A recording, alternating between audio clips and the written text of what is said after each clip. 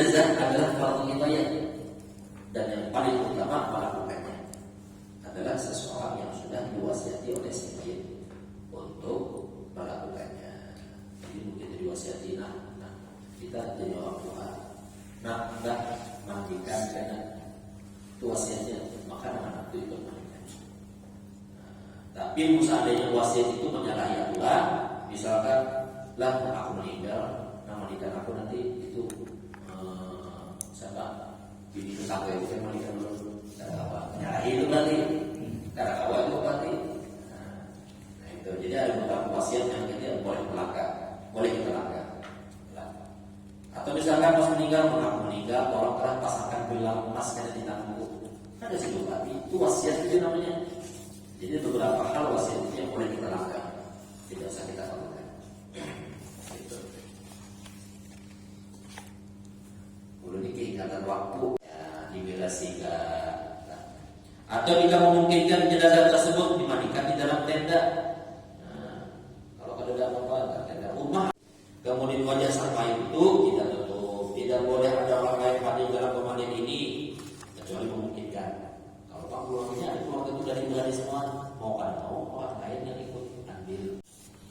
Sedang mengucapkan basmalah adalah suatu kewajiban. Nanti kita cara penekanannya seperti apa. Makanya prosesi ketika meninggal dunia, maka posisi tangan itu diatur sedemikian rupa. Ketika yang meninggal dunia diatur. Bahkan mayitnya menangkap. Nah itu resiko pemandian begitu. Tapi bukan menakutilah, bukan ada yang mudah isi doang. Oke itu kalau mau pemandikan dan ada ada yang kayak itu yang keutamaan bakal yang hitam dan sebagainya itu ada, cuma itu rahasia pribadi. Di tangan karena kalau diluruskan itu kalau kita sempurnakan. Ketika jenazahnya itu memang lama, terus saya kita tembus. Jadi diluruskan sehingga posisinya sempurna. Jadi pokoknya diletakkan sesuatu yang memberatkan sehingga membuat tubuhnya itu tidak buncit.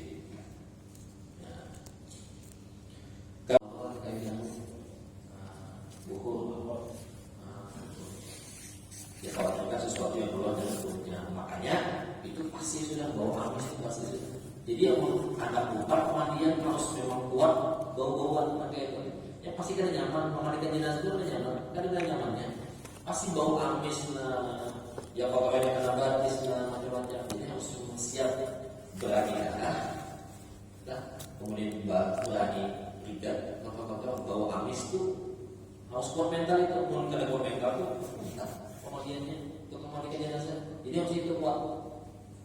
Jadi itu harus kuat itu.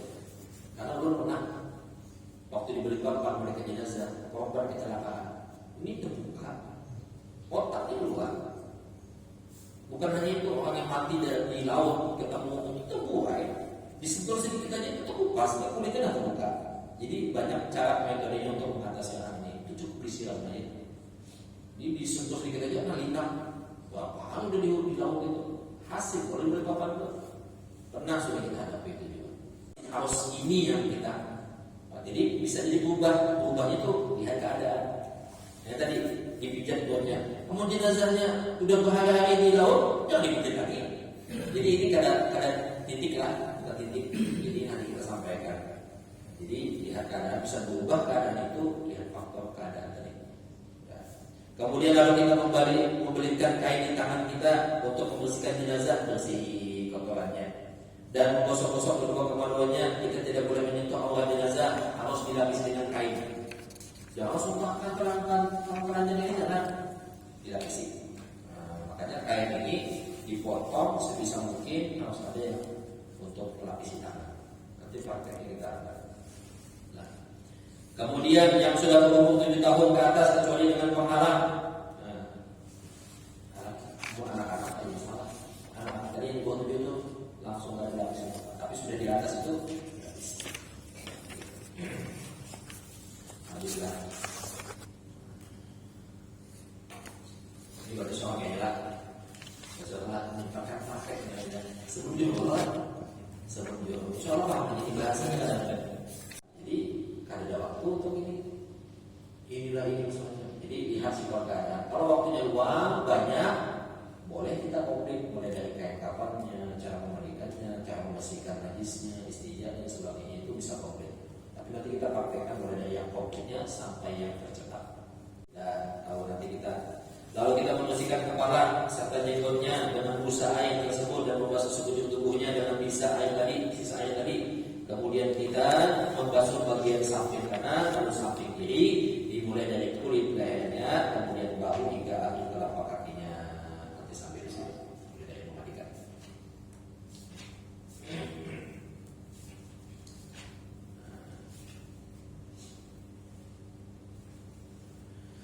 Sedangkan yang sunnah adalah mengulang 3 kali cara mandi seperti ini. Diulang 3 kali, memulai yang kanan dari setiap sisi tubuhnya dan terus ya, mengurutkan tangan pada perutnya pada setiap pemandian. Jika 3 kali pengurutan belum juga bersih,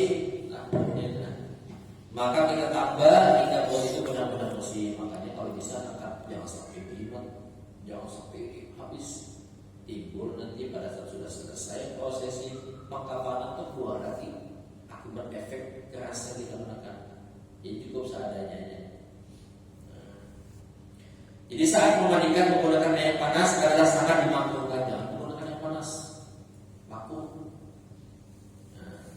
Demikian pula dengan membersihkan salah-salah kaki menggunakan air yang dingin, kecuali saat diperlukan. Menggunakan air es misalnya, jangan juga. Kecuali hal-hal yang tertentu. Kemudian jika wanita, maka kita mengelambang rambutnya, mengelambang itu dikepang begitu, itu sebinian. Jadi teori untuk kebinian kita akan praktekkan kebinian karena sensitif di situ. Cuma kita butuh tahu juga beberapa hal harus tahu. Jadi dikasih poinnya itu keadaan ihram dengan ibadah haji atau umrah, maka hal itu tak perlu dilakukan. Kadang lagi yang kita campur pakai kapur baru sudah ada. Dan tempat keluar kotoran itu ditutup dengan kapas, disumpal. Jika sudah ada kejadian bisa menjadi sebab begini keluar sebab di mana sama ada sebab kemudian itu mulai pagi sampai subuh belum selesai menikah. Kejadian apa? Kejadian ini. Jadi penting mana mengetahui kondisi jenazah itu. Kadang kalau kita hukum mati pakai ini terus caranya kalau begini. Kadang kita samakan semua jenazah itu kadang kalau kita samakan harus ditekan 7 kali. Bisa jadi ini kadang kalau ditekan 7 kali akan menjadi tambah. Jadi lihat sifat keadaan. Jadi ini hukumnya bukan hukum mati yang harus kita ikuti persis seperti ini kan. Lihat sifat keadaan yang penting ia bersih, menutup aurat sempurna. Itu tadi. Sumpah dan kapas. Jika kapas itu tidak mempan, maka kita menggunakan tanah yang panas. Tanah dipanasi, mengerasinya kayak tanah liat benar. Jadi batu-batu. Kapan lembes ke dalam terus. Jadi harus pintar-pintar, harus bisa. Itu pernah kejadian bukan ulang memandikan pas ketemu lihat itu rembes. Kayak namanya rembes, kendaraan bulu udah pecah sampai meninggal keluar hidung, telinga, keluar itu kendaraan. Makanya mau meninggalnya pembuluh darah pecah, udah antisipasi. Kita siap untuk tampil, tanya dulu sakit apa ini bagian ini. Untuk kifayah yakni apabila sudah dikerjakan oleh sebagian orang muslim, maka yang lain tidak berdosa. Akan tetapi apabila tidak seorang pun yang mengerjakan kewajiban tersebut, maka semua orang muslim dalam satu kampung tersebut akan berdosa. Di antaranya yang wajib kita kerjakan dalam mengurus ritual jenazah ialah memandikannya. Kemudian mengkafaninya atau membungkusnya, menyolatkannya, menguburkannya. Itu kewajiban yang wajib kita muslim kepada muslim yang lainnya. Cara memandikan jenazah hendaklah dipersiapkan terdahulu segala kebutuhan untuk memandikannya. Siapkan dulu sebelum memandikan. Itu jangan langsung memandikan. Bahan belum kita siapkan. Makanya kita siapkan kainnya dulu sebelum memandikan. Jangan mandikan dulu baru potong kain. Itu salah. Jadi datang kita cari kainnya mana. Kainnya dulu siapkan, potong rampas, lipat, baru mandikan. Dicari kayak itu. Jadi hendaklah terlebih dahulu segala kebutuhan untuk memandikannya itu disiapkan. Hendaklah menyediakan air mutlak. Nah ini mutlak maksudnya air yang suci lagi mensucikan bagian lainnya. Air yang mutlak itu atau air yang turun dari langit dicukupi, air yang suci dapat mensucikan bagian-bagian bisa dipakai mandi, untuk istinja, macam-macam. Besar kan dibasuh pakai baju kopi, tersebut gurih. Nah itu. Hendaklah menyiapkan atau menyediakan air mutlak yakni air suci dan mensucikan pada tempat yang tertutup. Tadi sudah kita bahas. Hendaklah sewaktu memandikannya supaya awalnya ditutup dengan kain. Hendaklah selain air mutlak yang secukupnya juga sabun, ditambah ya sabun. Kemudian air pencampur kapur gaus kalau ada kapur gausnya, dan wangi-wangian untuk menghilangkan bau yang kurang menyenangkan. Itu tujuannya.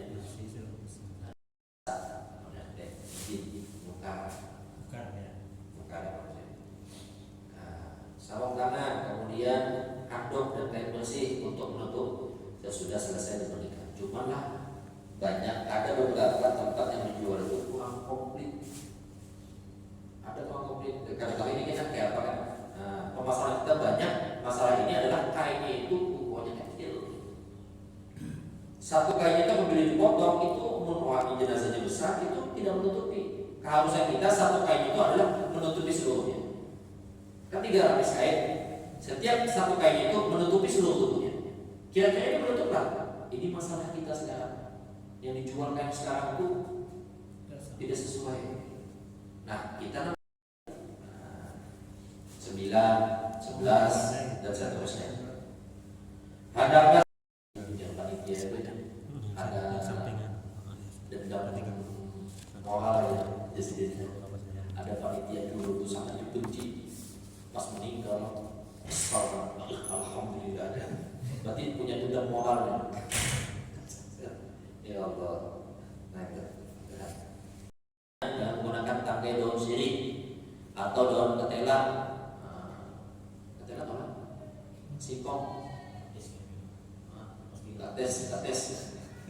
Ini membersihkan semua tubuh dengan sabun dan terakhir hendaklah menyiram dengan air kapur bagus dan itu terakhir lah kapur harus supaya awet ini.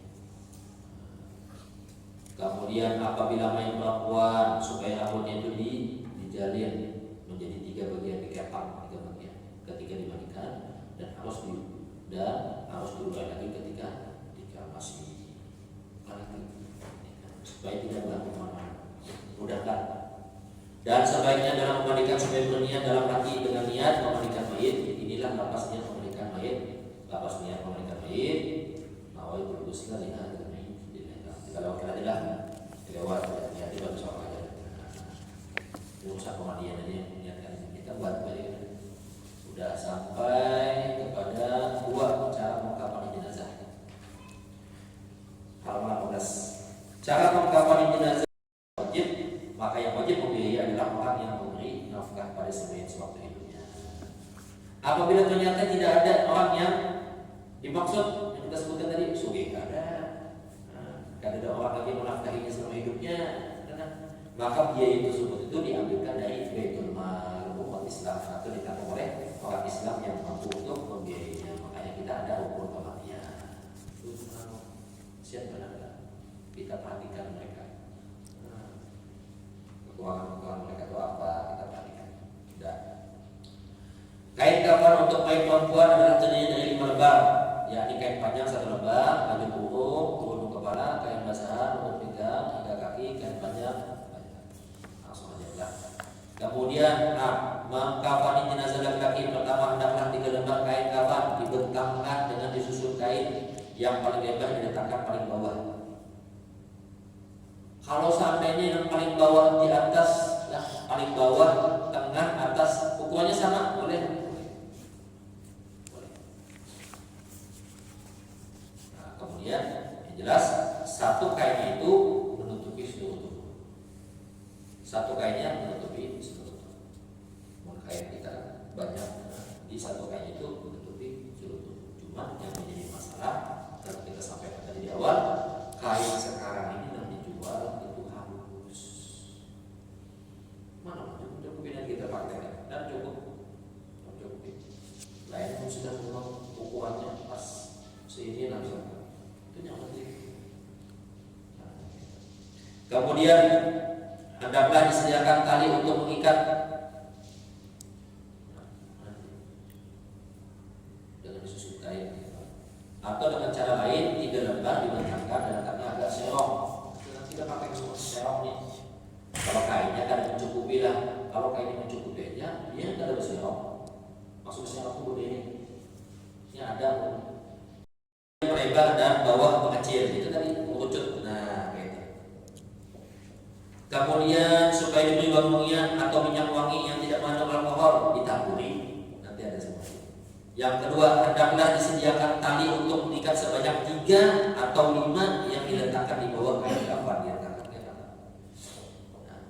Ketiga, hendaklah disediakan kapas secukupnya dengan diberi wangi-wangian dan kayu cendana atau menutup antara lain kemaluannya, tutupi wajah mukanya, kedua buah dadanya, ya, kedua telinganya, kedua siku-siku tangannya, kedua tumitnya. Keempat, angkatlah kain tersebut dengan hati-hati, pelan-pelan diangkat, kemudian baringkan di atas kain kafan yang sudah dibentangkan di bawah. Kemudian yang kelima, tutuplah dengan kapas yang telah disediakan pada bagian-bagian yang telah disebutkan di atas, diantaranya adalah wajah, kemaluan, wajah, tos. Selanjutnya, di sebelah ini yang keenam, hendaklah kain kafan tersebut diselimutkan atau ditutupkan dari lembar yang paling atas sampai lembar yang paling bawah. Kemudian diikatlah dengan kain tali yang telah disediakan sebanyak 3 atau 5 ikatan. Jadi lipatnya mulai dari kiri. Jadi kita semuanya kiri dulu kayaknya, kiri dulu, itu bukan kiri, kiri, dari sebitas namanya. Kemudian kaki perempuan lewat sudah sampai bisa dibaca sampai tata cara sholat jenazah halaman 22. Hal-hal yang perlu diperhatikan dalam mengerjakan sholat jenazah yang paling utama ialah dikerjakan secara berjamaah dan harus dijadikan 3 sholat barisan sekurang-kurangnya setiap 1-2 orang. Setiap satunya itu 2 orang. Kemudian bagi orang perempuan diperbolehkan mengikuti berjamaah bersama-sama dengan orang laki-laki atau bisa dengan bergantian setelah orang laki-laki bergantian. Adapun hukumnya sholat jenazah, sholatnya adalah fardu kifayah seperti halnya merawat. Apabila yang disolatkan oleh laki-laki, maka posisi imam harus sama dengan kepala atau dada ke atas, sebagaimana gambar yang kelihatan. Sudah kita lewatkan sampai di halaman sebelahnya dan melompat. Ini kayaknya kita pakai pula untuk masalah sholat dari sekitar yang intinya adalah kita membaca. Nah, habis ini kisah sisa kita pakai pas ini habis dulu sebelumnya. Nah, sudah selesai, ini tinggal baca sholat sampai membacakannya sampai makan. Intinya adalah kita bagaimana cara memotong kain. Kemudian tambahan. Nah, tambahan ketika kita memandikan jenazah. Memandikan jenazah kan disiram dari kanan ke kiri. Yang dibaca mayat itu diletakkan kemudian disiramkan air dari muka, dada terus ke ujung kaki dan diulang sebanyak 3 kali dari wajahnya. Nah, penyiraman pertama itu disuruh kita membaca Ghufranaka ya Allah Rabbana wa ilaikal masir. Ghufranaka ya Allah Rabbana wa ilaikal masir. Ghufranaka ya Allah Rabbana wa ilaikal masir. Di sini ada dada. Nah, kemudian nanti sebelah kanan lagi Ghufranaka ya Rahman Rabbana wa ilaikal masir. Sebelah kanan Ghufranaka ya Rahman Rabbana wa ilaikal masir. 3 kali Ghufranaka ya Rahman Rabbana wa ilaikal masir. Yang kiri Ghufranaka ya Rahim Rabbana. Kemudian setelah selesai habis mandikan jenazah, selesai, tutup dengan syahadat la ilaha illallah wahdahu la syarika lah lahul mulku wa lahul hamdu yuhyi wa yumiit wa huwa ala kulli syai'in qadir. Karena Ghufranaka ya Rahman Rabbana wa ilaikal masir 3 kali, Ghufranaka ya Rahman Rabbana wa ilaikal masir, terus 3 kali yang akhiri Ghufranaka setelah selesai semua mandikan la ilaha illallah wahdahu la syarika lah dari sabun itu harus disiapkan sudah sebelum memandikan. Siapkan di tempat pemandinya, kalau bisa dipatah. Kalau tidak bisa dipatah, ini gunakannya ada dua nih. Nah, kemudian vakumnya digunakan nanti pada saat kain. Ini real kita pakai semua nih. Nah, kecuali ini tidak perlu disimpan aja panitia nih. Nah, ini kapur bagus ini nanti ditumbuk, dihalusi, dipecah, dibuat ke dalam tempat. Nah, ini benang. Nah, ini tadi kita sampaikan benang ini bisa digunakan ketika waktunya memungkinkan untuk jenazah itu dikafani. Proses kan ada juga jenazah itu menuntut untuk cepat, nah harus dikubur cepat, maka tidak perlu menggunakan ini. Apa? Karena jauhnya itu sekecil ini. Menjahitnya dengan jahitnya dia ada khusus. Kita dulu pernah praktek di gereja. Itu jauh khusus untuk jenazah. Makanya orang jual tuh kayak ini sekarang. Ini betul-betul jadi PR buat orang yang mandikan jenazah. Kadang-kadang pun sama sendiri. Itu jauh itu bisa kan panjang. Jadi ketika sumpah langsung panjang, set panjang selesai waktunya. Kemudian kalau ini harus satu lagi nanti. Nah ini kenyataannya kita sekarang ini kalau penjualan ini. Jadi harus ditahu kita. Itu ini kalau memang dibutuhkan gunakan jauh dan ini untuk supaya apa? Ketika kainnya itu kecil dilapis.